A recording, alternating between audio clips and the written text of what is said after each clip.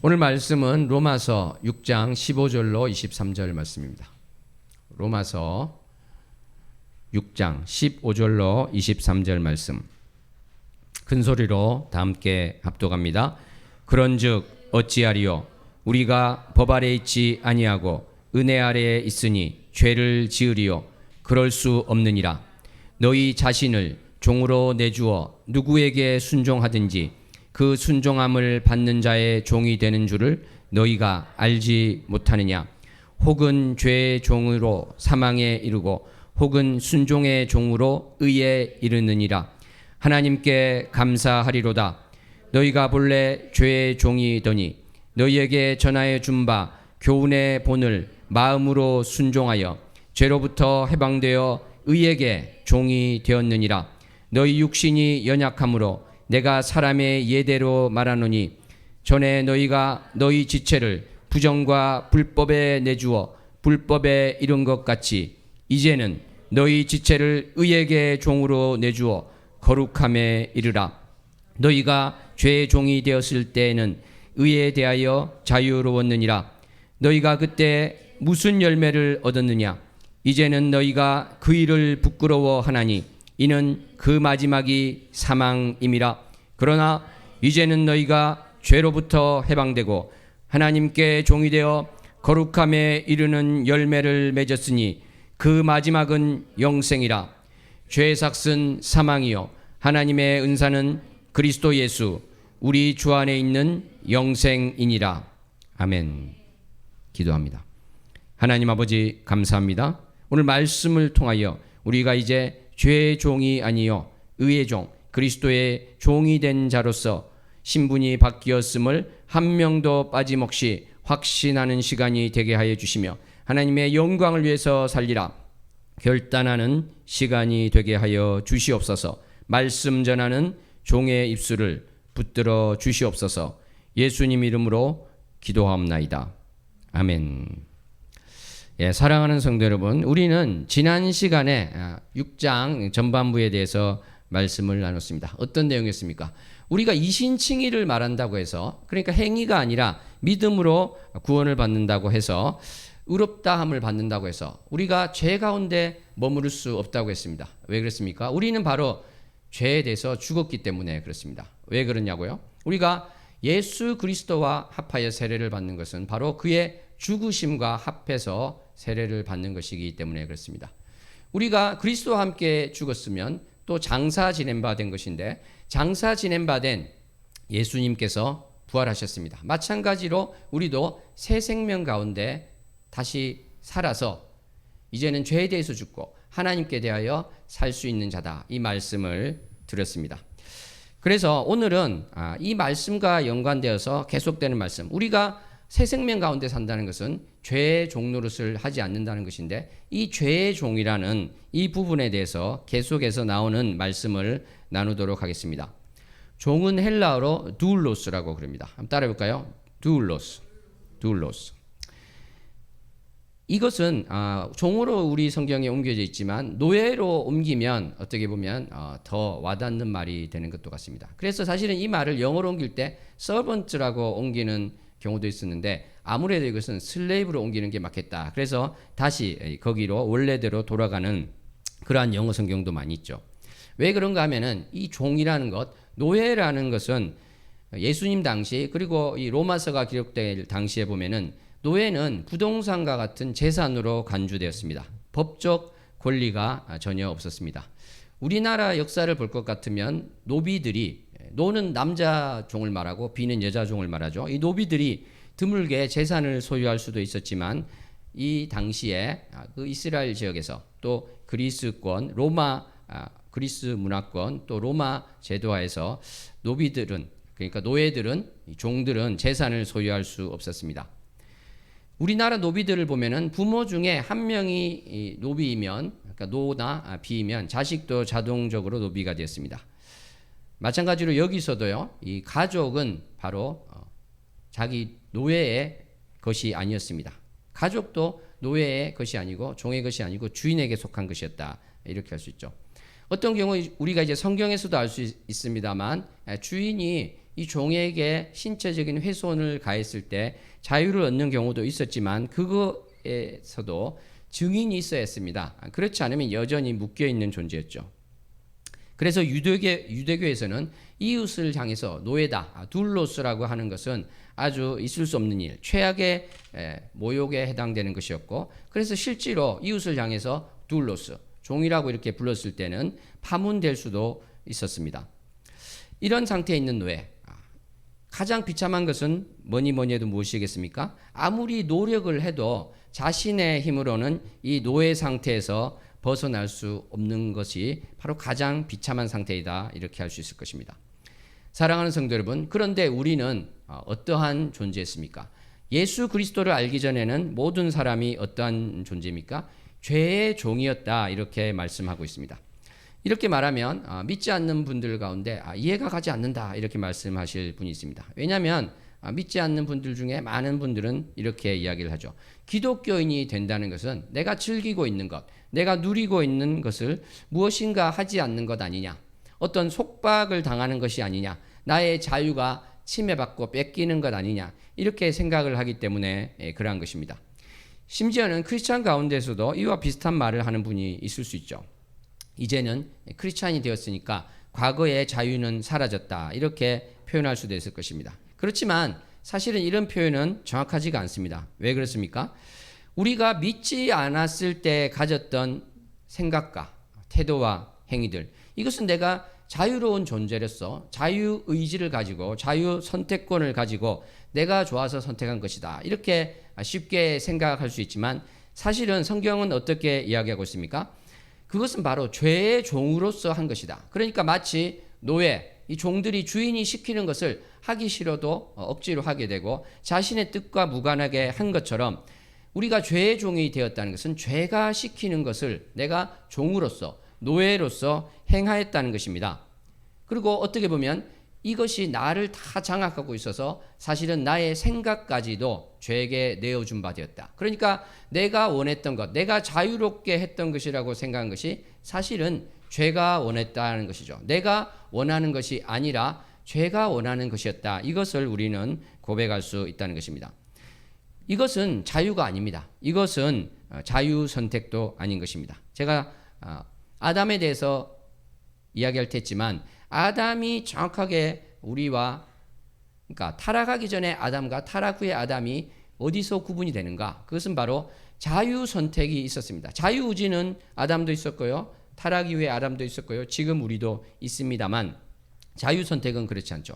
어떻게 말씀드렸습니까? 아담은 자유 선택권이 있었어요. 그러니까 죄를 지을 수도 있고, able to sin, 죄를 짓지 않을 수도 있다. able not to sin, 이 두 가지가 다 두 가지의 가능성이 있었습니다. 그런데 아담의 타락 이후로 죄를 짓지 않을 수 있는 그 가능성이 없어졌습니다. 그러니까 우리 모두는 아담의 후손인 우리가 원죄 가운데 있다는 것은 무엇인가? 우리는 죄를 짓지 않을 능력이 없다. 우리가 가질 수 있는 능력이라고 한다면은 죄를 지을 능력만 있다, 이런 것입니다. 그것이 바로 성경에서 말하고 있는 죄의 종이다, 이렇게 하는 것입니다.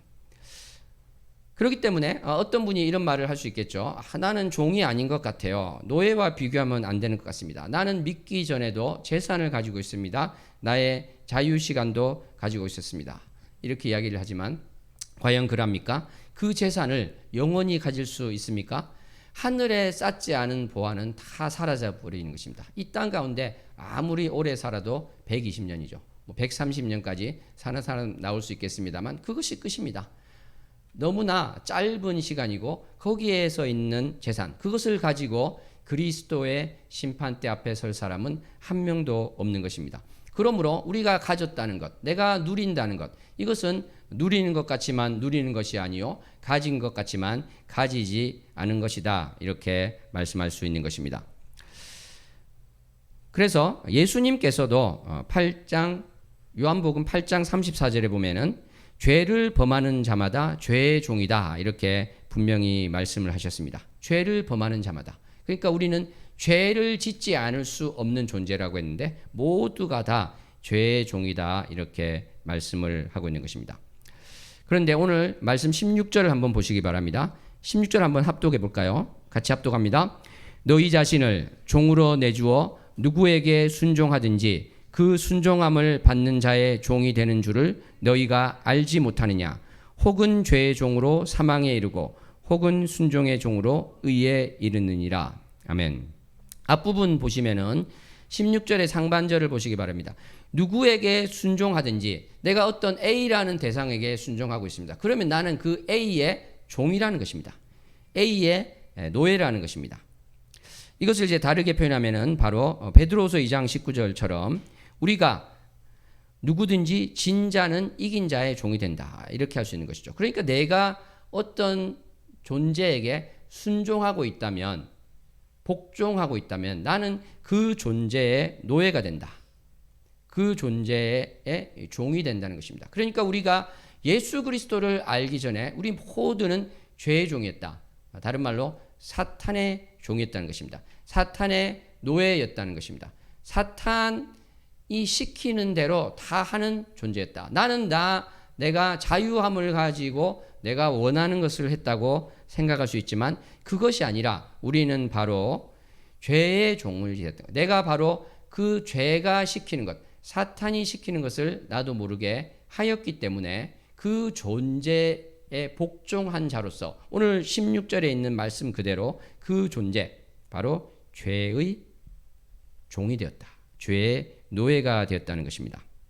그런데 이러한 존재의 결국은 무엇입니까? 16절 하반절에 어떻게 되어 있었습니까? 우리가 방금 합독했습니다. 사망에 이른다, 이렇게 말하고 있습니다. 이 말씀은 우리가 오늘 읽은 본문 말씀에 여러 번 나오고 있죠. 21절에도 어떻게 되어 있습니까? 그 마지막은 사망임이라. 23절 우리가 잘 알고 있는 말씀, 죄의 삭은 사망이다. 우리가 어떤 일을 하면 보수를 받죠. 우리 직장인이 일을 하면은 월급을 받습니다. 그런데 죄를 열심히 지었을 때 그 대가로 받는 것이 어떠한 것이라고 했습니까? 바로 사망이라는 것입니다. 사랑하는 성도 여러분, 우리는 이 말씀을 결코 가볍게 여겨서는 안 될 것입니다.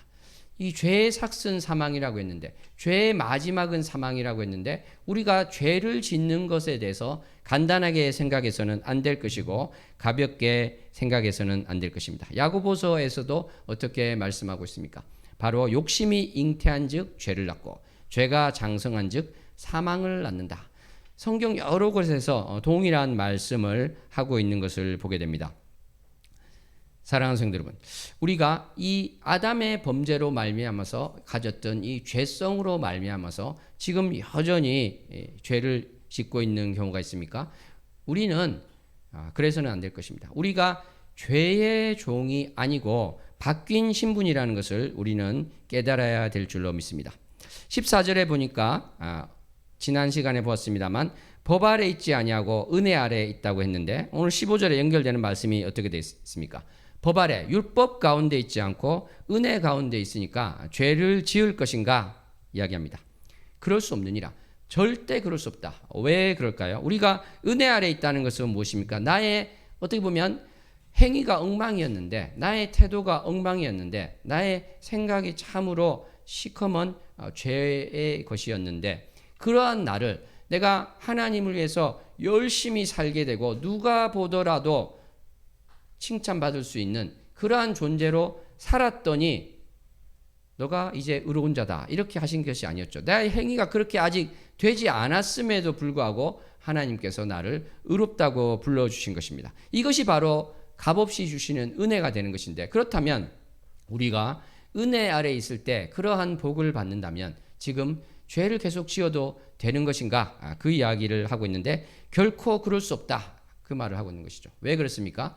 바로 우리가 크리스찬이 되었는데, 예수 그리스도를 영접했는데도 죄를 계속 짓겠다고 하는 것은 아까 16절 말씀에서 본 것처럼 어떻게 되겠습니까? 내가 계속해서 죄의 종이 되겠다, 이렇게 말하는 것과 같게 되는 것이 그렇습니다. 것이기 때문에 그러한 것입니다. 우리는 신분이 바뀌었다고 했습니다. 분명히 17절에 어떻게 되어 있습니까? 교훈의 본을 마음으로 순종해서, 이것은 바로 예수 그리스도의 복음을 마음으로 순종해서 이제는 의의 종이 되었다고 하고 있는 것입니다. 이렇게 우리는 신분이 바뀌었는데 어떻게 계속해서 죄의 종이 될 수 있냐는 것이죠. 아까 2000년 전에 노예에 대해서 말씀드렸습니다만 노예는 주인의 재산이기 때문에 다른 주인에게 갈 수도 있겠죠. 물건을 팔듯이 다른 주인에게 갈 수 있습니다. 다른 주인에게 가면 이 노예는, 이 종은 누구를 섬깁니까? 바로 바뀌어진 그 종을 섬기게 되는 것이죠. 두 주인을 결코 섬길 수 없는 것입니다. 그렇기 때문에 예수님께서도 두 주인을 너희가 섬길 수 없다고 마태복음 6장 24절에서 말씀하셨는데, 본래적으로 노예가 또 그러한 것처럼 우리가 사실은 그렇게 될 수가 없다, 이 말씀을 하고 있는 것입니다. 우리가 은혜 아래에 있다고 죄를 계속 짓는다는 것은 내가 지금 의의 종, 하나님의 종이 아니요 죄의 종이다, 죄의 노예라는 것을 고백하는 것에 다름이 아니기 때문에 그러한 것입니다. 우리는 신분이 바뀌었습니다. 우리의 주인이 바뀐 것입니다. 우리 옆 사람에게 한번 고백했으면 좋겠습니다. 당신의 주인이 바뀌었습니다. 당신의 주인이 바뀌었습니다. 아멘. 우리는 주인이 바뀌었기 때문에 주인이 시키는 대로 해야 되는 존재가 되는 것입니다. 우리는 물론 여기서 이제 오해를 해서는 안 될 것입니다. 사실 사도 바울이 이 육신에 연약한 우리에게 의의 종이 되었다, 하나님의 종이 되었다, 이렇게 설명을 하고 있습니다만, 사실은 또 예수님께서는 우리에 대해서 어떻게 말씀하셨습니까? 우리가 바로 예수님의 친구다, 예수님이 우리의 친구 되신다고 말씀을 하셨습니다. 그런데 왜 오늘 말씀에서는 이 종에 대한 이야기를 많이 하고 있는가? 이것은 제가 여러 번 말씀드립니다만 우리는 두 가지를 동시에 가지고 있는 존재이기 때문에 그렇다, 이렇게 말할 수 있을 것입니다. 우리는 분명히 의인으로 신분이 바뀌었습니다. 그럼에도 불구하고 크리스찬이 되었다고 해서 한 사람도 예수님 앞에 가기 전까지 죄를 하나도 짓지 않는다, 이런 사람은 또 없기 때문에 그런 것입니다. 죄를 또 여전히 짓고 있는다는 면에서 우리는 죄인인 것이고, 또 우리를 의인으로 불러주셨다는 의미에서 우리는 의인이 되는 것입니다. 이렇게 우리는 의인이자 죄인인 자가 되는 것입니다. 마찬가지로 우리는 예수님의 친구이자 예수님의 종이라는 것, 이것을 잊지 않아야 될 것입니다. 예수님의 종이라는 것은 어떤 것일 때 특별히 될까요?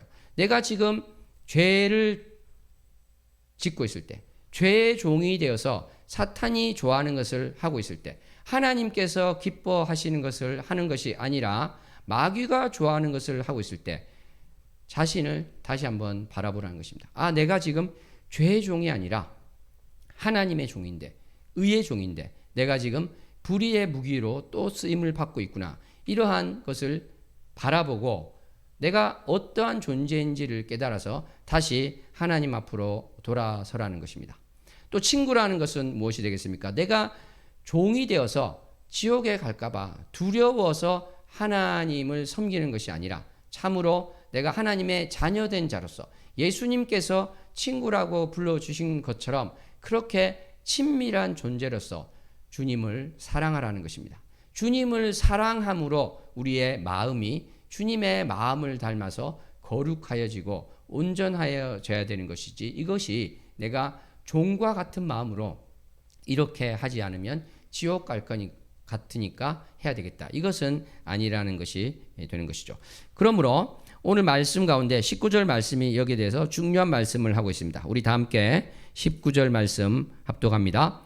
너희 육신이 연약함으로 내가 사람의 예대로 말하노니 전에 너희가 너희 지체를 부정과 불법에 내주어 불법에 이른 것 같이 이제는 너희 지체를 의에게 종으로 내주어 거룩함에 이르라. 아멘. 어떻게 말씀하고 있습니까? 거룩함에 이르라. 이것은 그러니까 우리가 의지를 발동해서 해야 되는 것을 말하고 있습니다. 이신칭의는 말씀드린 것처럼 우리 행위가 그렇지 않았지만 주님께서 우리에게 너는 무죄다 이렇게 판결해 주신 것인데, 그렇다고 해서 이제는 나의 의지가 다 필요 없고 나는 의인이 되었으니까 나는 이제 지옥에 가지 않으니까 나는 어떻게 살아도 된다, 그러한 말이 아닌 것이죠.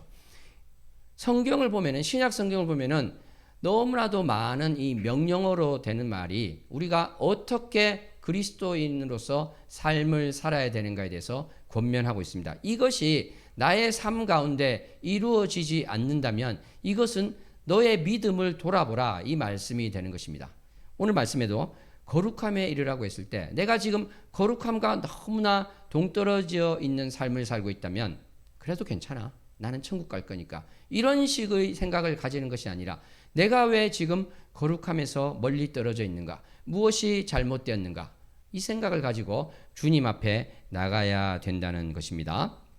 레위기 19장 2절 말씀에 보면은 하나님께서는 이렇게 말씀하고 계십니다. 너희는 거룩하라. 이는 나 여호와 너희 하나님이 거룩함이니라, 이렇게 말씀하고 계십니다. 거룩하다는 것은 무엇일까요? 거룩함은 바로 하나님께 속한 것입니다. 하나님을 닮아가야 되는 것입니다. 예수 그리스도를 닮아가야 되는 것입니다. 하나님께서 기뻐하시는 것, 하나님께서 원하시는 대로 우리가 생각하고 태도를 가지고 나가야 된다는 것이죠. 마태복음 5장 48절에도 이렇게 말씀하고 있습니다. 하늘에 계신 너희 아버지의 온전하심 같이 너희도 온전하라, 이 말씀을 하고 있는 것입니다.